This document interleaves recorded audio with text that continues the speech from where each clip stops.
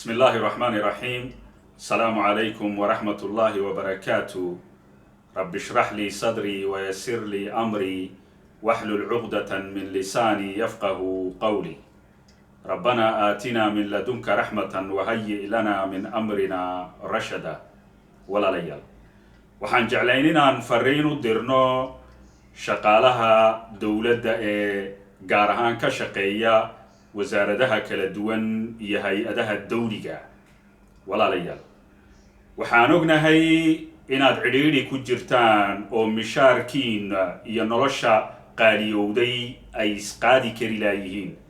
waxaan ognahay in mishaarka cashuur ziyaada la duldhigo.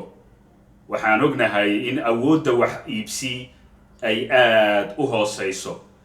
waxaan ognahay inuu talisku hakiyey avansmaanyadii iyo reclassmonyadii. waxaan ognahay in mishaarooyinka la qaadanaya dadka qaarkood uu hoos u yaallo runtii oo nolosha cidhiidhi ay ku geliso. waxaan ognahay in shaqaaluhu marka ay bukoodaan, inkastoo laga yidhi seenesesta ayaa kharashkiina qabtaa xagga dawooyinka, haddana waxaan ognahay inaad jeebabkiina iyo lacagtii oo cidhiidhiniguwa dawooyinka aad ka iibsataan. waxaan ognahay in shaqaalaha loo kala qaadqaado qabiilnimo, xigsiin, saaxiibnimo. waxaan ognahay in qaarkood shaqooyin looba dhiibinba ay iska fadhiyaan biirooyada dhexdeeda, ayna haysan qaarkood agabyadii iyo qalabyadii ay ku shaqaynayeen. waxaan ognahay qaarkood inay kontraaba lahayn, qaarkoodna kontraagii ay saxeexeen haba yaraatee loo hirgelinin. waxaan ognahay qaar inay ku shaqeeyaan tomboreer iyo koo dowladda u shaqeeya. waxaan ognahay hanjabaad iyo hayaanad iyo cagajuglayn joogtaa. waxaan ognahay in qofka shaqaalaha ee reer Djibouti ee hay-adaha dawliga u shaqeeyay inuunan lahayn horow sacad oo xagga dowladda inayna dowladdu ugu talagelin qofka inay si xaqa oo cadaalada shaqaaluhu u dallacaan ayaan ognahay. waxaan ognahay shaqaalaha dowladda inaanan loo eegin sanadada ay soo shaqeeyeen iyo waxqabadkooga, kartidooda iyo tayada shaqada ay gudanayaan. waxaan ognahay in dhibaatooyin badan oo xagga maamulkii uu ku habsaday hay-adaha dowladda iyo shaqaalaha dowladda. waxaan ognahay shaqaaluhu inayna lahayn ururo ama saandiikooyin xor ah oo madax bannaan oo u dooda xuquuqdooda ayna jirin baan ognahay. cidda isku daydana in la caburiyo oo la cadaadiyo oo la caydhsado ayaan ognahay. walaalayaal waxaa loo baahan yahay inaad xuquuqdiina heshaan oo ay ka baxdo hakadka talisku uu ku sameeyey avansmanyada iyo reclassmonyada.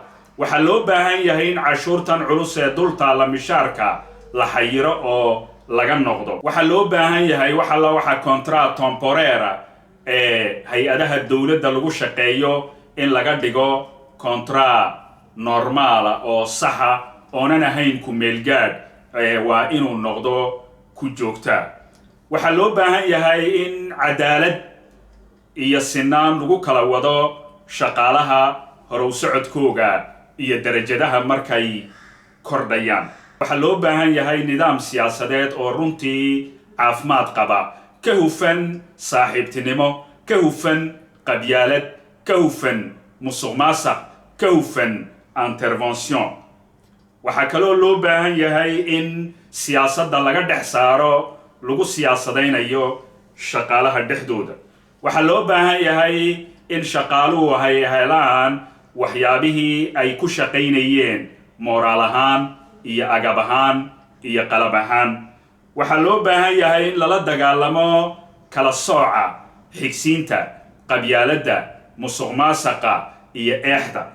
waxaa loo baahan yahay in laga saaro meesha caburinta, cadaadista iyo cagajuglaynta iyo hayaanadda.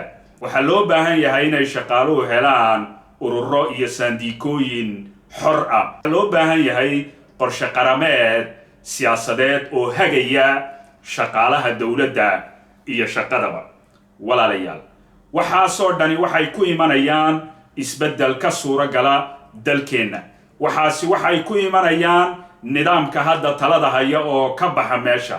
waxaasoo dhan waxay ku imanayaan innakoo dhexda u xidhanna sidii aan u suuro gelin lahayn isbeddel siyaasadeed, dhaqaale, bulsho oo hirgelinaya waxyaabaha aad tabanaysaan.